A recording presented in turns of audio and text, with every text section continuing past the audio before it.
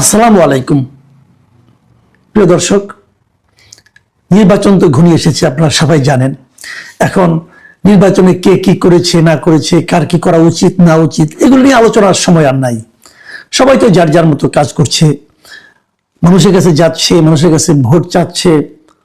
কারো কারো বডি ল্যাঙ্গুয়েজে নানা ধরনের আত্মবিশ্বাস ফুটে উঠছে, কেউ কেউ কথার ফুলঝুরি ছোটাচ্ছে, নানা কিছু হচ্ছে। এর মধ্যে শেষ বেলায় এসে নানা ধরনের প্রিডিকশনও হচ্ছে, মানে ভবিষ্যৎবাণী বলতে পারেন, অথবা কে কেমন মনে করছে, কে কয়টা জিততে পারে, এগুলো নিয়েও নানা আলোচনা চলছে।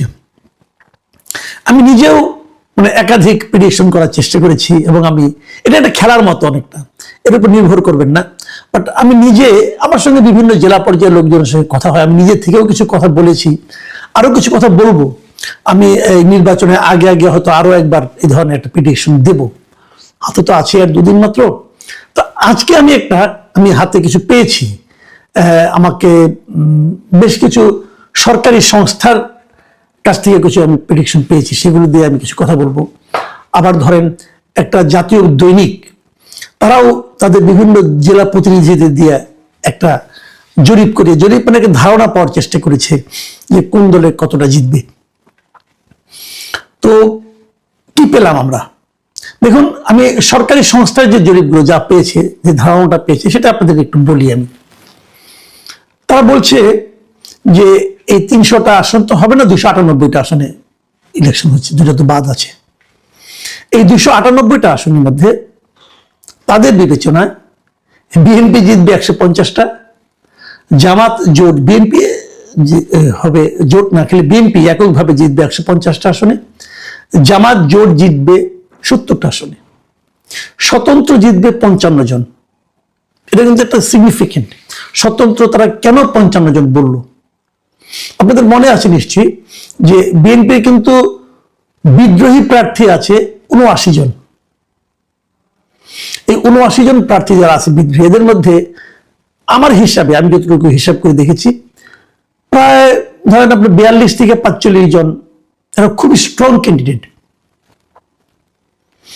এরা হয় নিজেরা জিতবে অথবা অন্য কাউকে জেতাবে।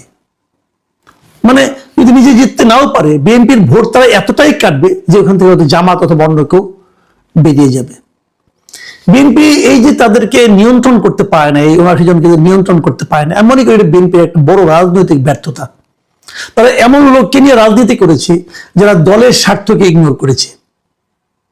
এমন লোককে নিয়ে করে তারা দলের স্বার্থটা বুঝে নাই, মানতে চায় না, দলকে অসম্মান করেছে এই লোকগুলো। তো এত লোক নিয়ে বিএনপি রাজনীতি করতো কিভাবে? এটা আমার কাছে একটা রহস্য লাগে। আপনি নিশ্চিত থাকেন যারা বিদ্রোহী হয়েছে এদের অনেকেই এই দলের কেন্দ্রীয় অনেক নেতার সঙ্গে সুসম্পর্ক এখনো বজায় রাখছে, এবং ওখান থেকে এমন আশ্বাসও তারা পেয়েছে যে তারা নির্বাচিত হলে তাদেরকে আবার দলে ফেরত নেওয়া হবে, এবং এটা হবে। এইগুলো এই ধরনের দলের আওয়ামী লীগ, বিএনপি এটা অতীতে বহুবার হয়েছে। এবারই গত 24-এর যে অগাস্টের পর বিএনপি যাদেরকে কয়েকদিন খুব বহিষ্কার করলো না, এই বহিষ্কারে কিন্তু শেষ দিকে, এই গত নভেম্বরের দিকে এসে কিন্তু অনেকেই পাইকারি হারে আবার কিন্তু বিএনপি ফেরত নিয়েছিল। আমি তখন বলেছিলাম যে এই পাইকারি ফেরত নেওয়াটা কেন ইলেকশনের আগে? এতে কিন্তু মানুষের কাছে একটা ভুল মেসেজ যাচ্ছে। পরে অবশ্য থেমেছিল, এবং আমি নিশ্চিত নির্বাচনের শেষ হওয়ার পর আবার পাইকারি হারে ফেরত নেওয়া শুরু হয়ে যাবে। এটা যদি শুরু হয় তাহলে আগামী নির্বাচনে আবার তাদের একই সমস্যায় পড়তে হবে। এবং আমি এটাও মনে করি এই যে 79 জন বিদ্রোহী প্রার্থী, এটাই বিএনপির জন্য একটা বড় ক্ষতির কারণ হয়ে দাঁড়াবে আগামী নির্বাচনে। যাও, আমি সেই সরকারি যে সংস্থাগুলো যাদের হিসাবটা পেয়েছি সেখান থেকে আমি হিসাবটা বলছি। তারা বলছে যে স্বতন্ত্র 55 জনের মতো পাশ করে যাবে। তাদের হিসেবে জাতীয় পার্টি পাশ করবে 10-12টা, হয়তো হবে 10-12টা তারা জাতীয় পার্টি। এটা আমার কাছে একটু বাড়তি মনে হয়েছে। জাতীয় পার্টি আমার বিবেচনায় এত পাশ করার কথা না, এবং তাদের বিবেচনায় ইসলামী আন্দোলন তারাও নাকি প্রায় 7-8টা সিট পেয়ে যাবে। এটাও আমার কাছে কেমন যেন একটু অগ্রহণযোগ্য মনে হয়, আমি জানি না। এবং তাছাড়া অন্যান্য যারা আছে, বিভিন্ন দল আছে, কোনো দল আছে 1-2 করে পাশ করবে, সেরকম সংখ্যাও তারা দেখেছে 5 জনের মতো। তাহলে কি দাঁড়ালো? বিএনপি তাহলে ক্ষমতায় যাচ্ছে, 185 একবার, যাই হোক এর চেয়ে কমবে না এবং বাড়তেও পারে কিছুটা। আমার মনে হয় বিএনপি এদের হিসাব অনুযায়ী যারা বিএনপিকে ক্ষমতায় পাঠিয়েছে। আমি আরেকটা হিসাবের কথা বলছি, যেটা বলছিলাম যে একটা পত্রিকা, একটা জাতীয় দৈনিক, ওনারা একটা হিসাব করেছেন ওনাদের মতো করে। এই হিসাবটা আমার কাছে অধিকতর গ্রহণযোগ্য মনে হয়েছে, আমার খুব ইন্টারেস্টিং মনে হয়েছে। এই কারণে ওরা দুটো ভাগ করেছে। একটা ভাগ হলো যে নিশ্চিত জিতবে, আর একটা ভাগ হলো যে আসনগুলিতে খুব প্রতিদ্বন্দ্বিতা হবে। তাদের হিসাবে 88টা আসনে বিএনপি কোন রকম প্রতিদ্বন্দ্বিতা না করেই জিতে যাবে। 88টা, 88। এই আসনগুলিতে বিএনপিকে কোনো ধরনের প্রতিদ্বন্দ্বিতারই মুখোমুখি হতে হবে না। এরকম ভাবে জামাত জিতবে 51টা আসনে, কোনো ধরনের প্রতিদ্বন্দ্বিতা নাই, তারা মোটামুটি নিশ্চিত তারা 51টা আসনে জিতে যাবে খুব ইজিলি। আর 17টা আসনে স্বতন্ত্র প্রার্থীরা জিতবে। স্বতন্ত্র মানে ওই বিএনপি বিদ্রোহীরা 17টা আসনে তারা নিশ্চিতভাবে জিতবে। এখানে তাদের সঙ্গে অন্য কোনো প্রতিদ্বন্দ্বিতা হবে না, সেটা বিএনপি হোক জামাত হোক, কেউ তার সঙ্গে ফাইট করতে পারবে না। তারা এনসিপিকে দিয়েছে 2টি আসন, এই 2টি আসনে এনসিপিও বেশ আরামের সঙ্গেই জিতে আসবে। আমার ধারণা সম্ভবত এই দুটো, একটা হাতিয়ার আব্দুল হান্নান মাসুদ আর একটা হাসনাত আব্দুল্লাহ হতে পারে, আমি শিওর না, তো আমার ধারণা তাই হবে। আমি শিওর এখন বলবো না আর কি, তবে বললাম এই দুটো। তাদের হিসেবে জাতীয় পার্টি জিতবে 4টা আসনে, এগুলো একদম নিশ্চিত। এছাড়া এর বাইরে অন্যান্য বিভিন্ন দলের থেকে 4 জন প্রার্থী তারা জিতে আসবেন। এরা এই পত্রিকাটার বিভিন্ন করেসপন্ডেন্ট যারা আছেন তাদের সঙ্গে কথা বলে তারা যেটা বের করেছেন। আমার ধারণা আরো অনেক পত্রিকা কাজ করছেন, যদি এটা মিলে যায় আমি নির্বাচনের পরে পত্রিকাটার নামও বলবো আপনাদেরকে। এবং তাদের হিসাবে এই যে বললাম না কঠিন প্রতিদ্বন্দ্বিতা, তার সংখ্যা হলো 132টা আসনে। 132টা আসনে কঠিন প্রতিদ্বন্দ্বিতা হবে, এটা তারা মনে করে। মানে এই 132টা আসনে আসলে ডিসাইডিং ফ্যাক্টর হবে। এই 132টা আসনে যারা জিতবে, যারা ভালো করবে, তারাই আলটিমেটলি সরকার গঠন করবে।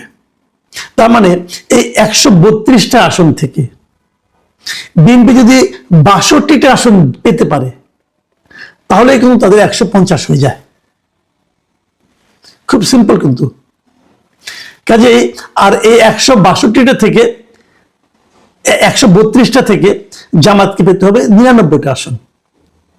জামাত যদি 132টার মধ্যে থেকে 99টা পায়, কেবল তাহলে তারা ক্ষমতা দখল করতে পারবে, মানে সরকার গঠন করতে পারবে। আর বিএনপির জন্য 62টাই এনাফ। আমি যদি এটাকে মাথায় রাখি, তাহলে আমরা বলতে পারি যে মোটামুটি বিএনপির জন্য সরকার গঠন করাটা একটা সম্ভাবনাটা বেশি ইজিয়ার আমার কাছে মনে হচ্ছে। কারণ 132টা আসনে মধ্যে থেকে জামাত ইসলাম মানে 99টা আসন জয়ী হয়ে যাবেন, এটা আসলে একটু কঠিন হয়তো বা হবে। কিন্তু আমরা সব মিলিয়ে যেটা দেখলাম, যে আপনি যেমন ধরা যাক, আমি একটা কথা বলি, প্রায় বলি আমি, যে গত 24 অগাস্টে সরকার পতন হয়েছিল। নির্বাচনটা যদি 24 ডিসেম্বরে হতো, তাহলে বিএনপিকে কিন্তু এত হিসাব নিকাশ করতে হতো না। কিন্তু 6 মাসের মাথায় না হয়ে, 4 মাসের মাথায় না হয়ে, 1.5 বছরের মাথায় হওয়াতে বিএনপিকে কিন্তু একটু হিসেব নিকাশের মধ্যে পড়তে হচ্ছে। কারণটা কি? এটা হলো আমার মূল প্রশ্ন। কারণটা কি?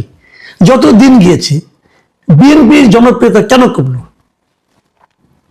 এই বিষয়টা নিয়ে কি বিএনপির নেতৃবৃন্দ ভেবেছেন একবার? কেন তাদের জনপ্রিয়তা কেন কমল? কারণ হলো দুটো। এই দুটো কারণে আমি উল্লেখ করতে চাই এই কারণে যে এখান থেকে বিএনপির নেতৃবৃন্দেরও কিন্তু উপলব্ধি করা প্রয়োজন আছে যে কেন তাদের জনপ্রিয়তা কমল। প্রথমত যেটা হয়েছে যে ওই সময় যদি হতো, তাহলে লোকে আওয়ামী লীগের কোনো সমর্থনের সময় ছিল না।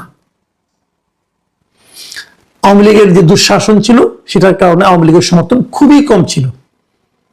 কিন্তু পরবর্তী সময়ে ডক্টর ইউনূসের যে অন্তর্বর্তী সরকার, এদের যে দুঃশাসন বলেন, কুশাসন বলেন, এবং এদের মধ্যে অনেক লুটপাটও হয়েছে, এদের কারণে যত মানুষ কষ্ট করেছে, যত ডক্টর ইউনূসের সমালোচনা বেড়েছে, তত কিন্তু মানুষ ইউনূসের সরকারের সঙ্গে তুলনা করেছে আগের সরকারকে, বিএনপি সরকারকে না, কারণ বিএনপি সরকার তো অনেকে দেখেই নাই।